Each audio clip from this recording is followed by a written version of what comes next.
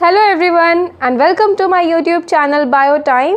सो आज के इस पर्टिकुलर वीडियो में हम स्टार्ट करने वाले हैं एक नया चैप्टर जो क्लास 11th के बायोलॉजी का चैप्टर 9 है, बायोमोलिक्यूल्स। सो बिना टाइम वेस्ट किए let's begin the video. So NCERT में बायोमोलिक्यूल्स का जो फर्स्ट टॉपिक गिवन है वो है how to analyse chemical composition. शुरुआत में साइंटिस्ट ने पहले केमिकल एनालिसिस किया, वो जानते हैं उन्होंने कैसे किया। ये केमिकल एनालिसिस या टिश्यू एनालिसिस भी कह सकते हैं इसको, एक वेजिटेबल या फिर एक लिवर के पीस पर किया गया, उसको ग्राइंड किया गया ट्राइक्लोरोएसिटिक एसिड के साथ एक मोर्टर एंड एक पेस्टल का इस्तेमाल करके, और उससे एक थिक स्लरी बनाई गई जिसको स्ट्रेन करने पे, किसी चीज़ क्लॉथ या कॉटन पे स्ट्रेन करने पे दो फ्रैक्शन में चीज़ें मिलती हैं। पहला फ्रैक्शन में फिल्ट्रेट मिलता है, इसको और टेक्निकली एसिड सॉल्युबल पूल भी कहा जाता है। सेकंड फ्रैक्शन में जो चीज़ मिली वो उसको रिटेंटेट कहा जाता है या एसिड इनसॉल्युबल फ्रैक्शन भी कहा जाता है। साइंटिस्ट ने ये पाया कि इनमें जो ये एसिडिक सॉल्युबल पूल है, यानी कि जो फिल्ट्रेट है, जो चीज़ क्लॉथ या कॉटन पे स्टेन करने के बाद जो फिल्ट्रेट मिला, उसमें बहुत से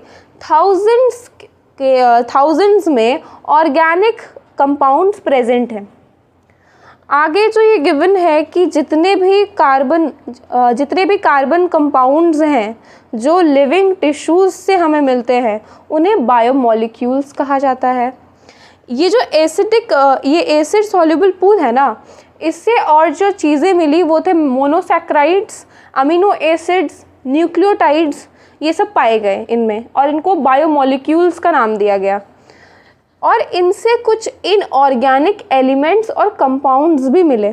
ये टेबल में यहाँ पे गिवन है, sodium, potassium, calcium, magnesium, water, और जो कंपाउंड्स मिले ये इनऑर्गेनिक कॉन्स्टिट्यूएंट्स थे, ये इनऑर्गेनिक एलिमेंट्स और कंपाउंड्स थे जो कि वो फिल्ट्रेट में पाए गए। आगे और एक्सपेरिमेंट्स किए गए, इसको ऐश एनालिसिस भी कहा जाता है। इस एक्सपेरिमेंट में पहले एक लिविंग टिश्यू को लिया गया, या कह सकते हैं एक पत्ते को, एक लीफ को या लिवर को, जिसको वेट वेट कहा गया, ठीक है। उस वेट वेट को ड्राई किया गया, जितना भी वाटर था उसको इवेपोरेट करा दिया गया। ये इवेपोरेशन के प्रोसेस के बाद जो हमारे पास मटेरियल रिमेनिंग है उसको ड्राई वेट कहा गया। अब इस ड्राई वेट को पूरे तरीके से बर्न किया गया। बर्न करने के बाद जितने भी कार्बन के कंपाउंड्स थे वो ऑक्सीडाइज हो गए गैसियस फॉर्म में, जैसे कि CO2 के फॉर्म में, और वाटर वेपर्स के फॉर्म में वो ऑक्सीडाइज होके उससे बाहर हो गए। उसके बाद जो ये रिमेनिंग चीज़ें बच गई उसको नाम दिया गया ऐश। ये ऐश इनऑर्गेनिक एलिमेंट्स कंटेन करता था, जैसे कि कैल्शियम, मैग्नीशियम एक्सेट्रा, और इनऑर्गेनिक कंपाउंड्स जैसे कि सल्फेट, फॉस्फेट, जो कि एसिड सॉल्युबल फ्रैक्शन में भी देखा गया। एसिड सॉल्युबल फ्रैक्शन में यानी कि फिल्ट्रेट में कुछ इनऑर्गेनिक एलिमेंट्स और कंपाउंड्स भी निकले थे। तो ये जो सेकेंड एनालिसिस की गई, ऐश एनालिसिस की गई, उसमें भी ये चीज़ें मिली। इससे पता चला कि जो एलिमेंटल एनालिसिस जब होता है तो वो एलिमेंटल कॉम्पोजिशन देता है लिविंग टिश्यूज़ का, और अगर एलिमेंटल एनालिसिस से ये हाइड्रोजन के फॉर्म में, ऑक्सीजन के फॉर्म में, क्लोरीन के फॉर्म में और कार्बन के फॉर्म में एलिमेंटल कॉम्पोजिशन मिलता है। और अगर कंपाउंड्स का एनालिसिस किया जाए तो ये ऑर्गेनिक कॉन्स्टिट्यूएंट्स भी देंगे, कुछ इनऑर्गेनिक कॉन्स्टिट्यूएंट्स भी देंगे जो भी लिविंग टिश्यूज़ में प्रेजेंट होंगे।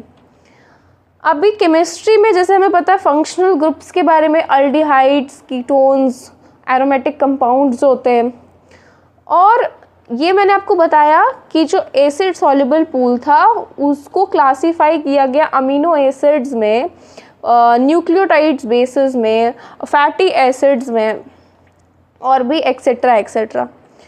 एंड अभी स्टार्ट करते हैं अमीनो एसिड्स से। अमीनो एसिड्स ऑर्गेनिक कंपाउंड्स हैं जिसमें अमीनो ग्रुप प्रेजेंट होता है और एक एसिडिक ग्रुप प्रेजेंट होता है सब्स्टिट्यूएंट की तरह सेम कार्बन पर, और अगर अल्फ़ा कार्बन पर हो तो अल्फ़ा अमीनो एसिड कहा जाता है। और ये इसके वो सब्स्टिट्यूटेड मीथेन्स होते हैं। और 4 सब्स्टिट्यूएंट ग्रुप्स, कार्बन की वैलेंसी 4 होती है तो उसमें 4 सब्स्टिट्यूएंट ग्रुप्स एडेड होंगे, जुड़े रहेंगे। तो उसमें से एक है हाइड्रोजन, दूसरा है कार्बोक्साइल ग्रुप, अमीनो ग्रुप और एक वेरिएबल ग्रुप जिसको R से डिनोट किया जाता है, उसमें अल्काइल भी आ सकता है। तो ये जो वेरिएबल ग्रुप है ना, इसी वेरिएबल ग्रुप के नेचर की वजह से, इस R ग्रुप के नेचर की वजह से बहुत से अमीनो एसिड्स पाए जाते हैं। जो प्रोटीन में आकर होते हैं वो 20 है नंबर्स में, और जो R ग्रुप है, ये जो प्रोटीनेशियस अमीनो एसिड्स में जो R ग्रुप है वो हाइड्रोजन होगा तो अमीनो एसिड का नाम ग्लाइसिन होगा। और अगर मिथाइल ग्रुप प्रेजेंट होगा तो अमीनो एसिड का नाम एलेनिन होगा। हाइड्रोक्सी मिथाइल प्रेजेंट होगा तो सेरिन होगा नाम अमीनो एसिड्स का। यहाँ पर डायग्राम फिगर 9.1 में अमीनो एसिड्स का ये सारा स्ट्रक्चर भी गिवन है, ग्लाइसिन का, एलेनिन का और सेरिन का।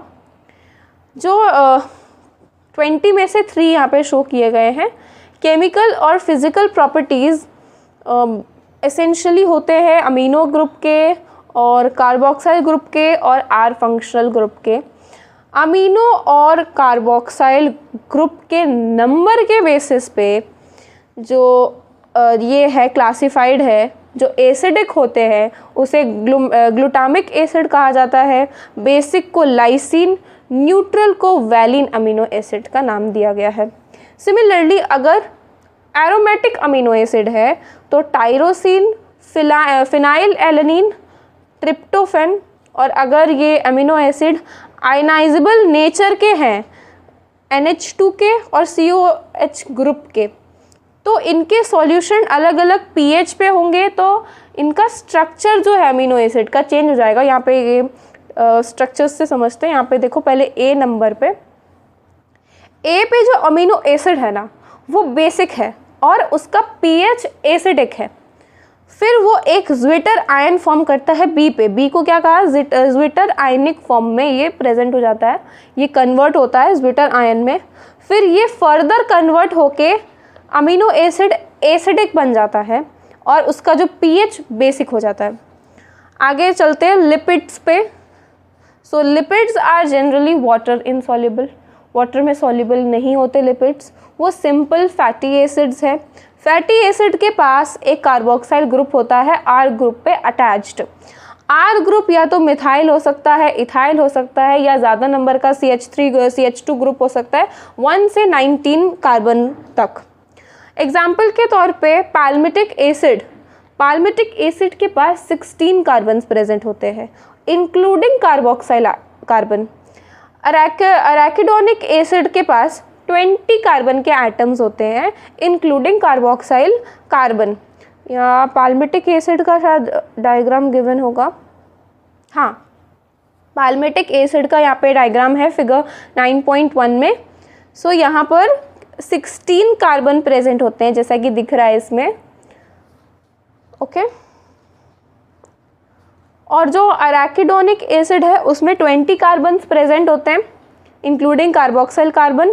फैटी एसिड्स अगर सैचुरेटेड है, यानी कि अगर वो बिना डबल बॉन्ड के हैं, सैचुरेटेड हैं अगर उनमें डबल बॉन्ड नहीं है, अगर डबल बॉन्ड या एक भी डबल बॉन्ड या उससे ज़्यादा carbon carbon double bond present है तो वो अनसैचुरेटेड हो जाएगा। और जो सिंपल लिपिड्स कौन कौन से हैं, ग्लिसरॉल एक सिंपल लिपिड है जिसको ट्राईहाइड्रोक्सी प्रोपेन भी कहा जाता है। ग्लिसरॉल का स्ट्रक्चर यहाँ फिगर 9.1 में गिवन है, देखो ये एक सिंपल लिपिड है। और बहुत से लिपिड्स के पास ग्लिसरॉल भी प्रेजेंट होता है और फैटी एसिड्स भी प्रेजेंट होता है। फैटी एसिड एस्टेरिफाइड होता है ग्लिसरॉल से, वो मोनोग्लिसराइड्स हो सकते हैं, डाईग्लिसराइड्स हो सकते हैं, ट्राईग्लिसराइड्स हो सकते हैं। यहाँ पे डायग्राम में ट्राईग्लिसराइड का स्ट्रक्चर गिवन है, R1, R2, R3 fatty acids हैं। इनमें इनको फैट्स और ऑयल्स भी कहा जाता है उनके मेल्टिंग पॉइंट के बेसिस पे। तो जो ऑयल है, ऑयल का सबसे लो मेल्टिंग पॉइंट होता है, जैसे कि जिंजली ऑयल, ये विंटर्स में भी ऑयल के फॉर्म में ही रहते हैं, ठीक है।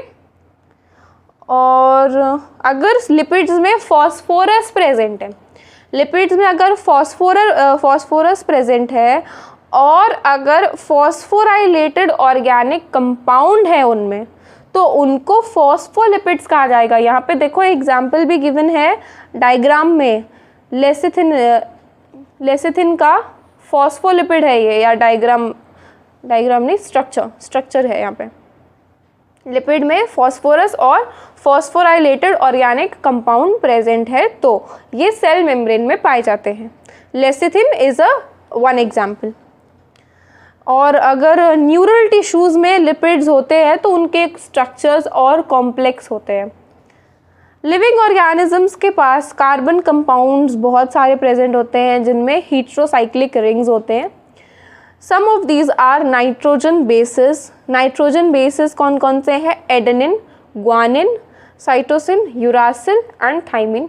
जेनेटिक्स के चैप्टर में इनके बारे में और डिटेल में पढ़ेंगे।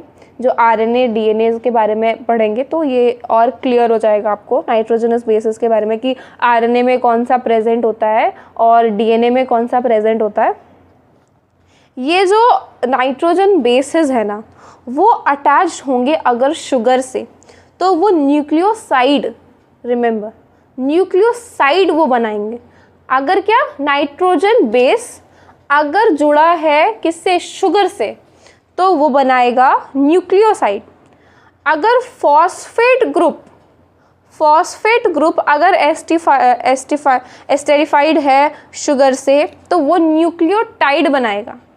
न्यूक्लियोटाइड, फॉस्फेट ग्रुप अगर प्रेजेंट आ जाता है तो, उसमें अगर प्रेजेंट होता है तो। ये न्यूक्लियोसाइड्स के एग्जांपल्स देखो, adenosine, guanosine, thymidine, uridine, cytidine, ये न्यूक्लियोसाइड्स हैं। और न्यूक्लियोटाइड्स हैं adenylic acid, thymidylic acid, guanylylic acid, uridylic acid, cytidylic acid, ये न्यूक्लियोटाइड्स हैं। यहाँ पे फिगर में और क्लियरली आपको समझ में आएगा।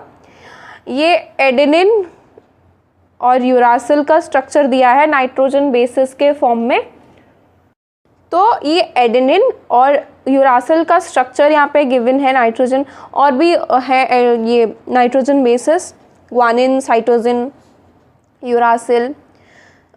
तो ये एडेनिन प्यूरिन है, यूरासिल पिरिमिडिन है। जेनेटिक्स में और क्लियरली समझ में आएगा। अभी स्ट्रक्चर्स देख लो। न्यूक्लियोसाइड्स का स्ट्रक्चर गिवन है, एडिनोसिन, यूरिडिन। न्यूक्लियोटाइड का एडेनाइलिक एसिड का गिवन है यहाँ पे। ये जो न्यूक्लिक एसिड्स हैं, डीएनए और आरएनए, न्यूक्लिक एसिड्स जैसे कि डीएनए और आरएनए। डीएनए क्या है? Deoxyribo nucleic acid, RNA ribo nucleic acid. तो इनमें सिर्फ न्यूक्लियोटाइड्स प्रेजेंट होते हैं। डीएनए और आरएनए फंक्शन करते हैं जेनेटिक मटेरियल की तरह। अभी आते हैं प्राइमरी और सेकेंडरी मेटाबोलाइट्स पे। जल्दी से ये टॉपिक फिनिश करते हैं। प्राइमरी और सेकेंडरी मेटाबोलाइट्स देखो, एनिमल टिश्यूज़ में ना कुछ ऐसे कैटेगरीज प्रेजेंट होते हैं कंपाउंड्स के, जिनको नोटिस किया गया एनिमल टिश्यूज़ में और उनको नाम दिया गया प्राइमरी मेटाबोलाइट्स। अगर जब वो एनालिसिस करा गया प्लांट पे, फंगस पे, माइक्रोबियल सेल्स पे जब एनालिसिस हुआ, तो ये कंपाउंड्स और भी कंपाउंड्स पाए गए प्राइमरी मेटाबोलाइट्स के अलावा।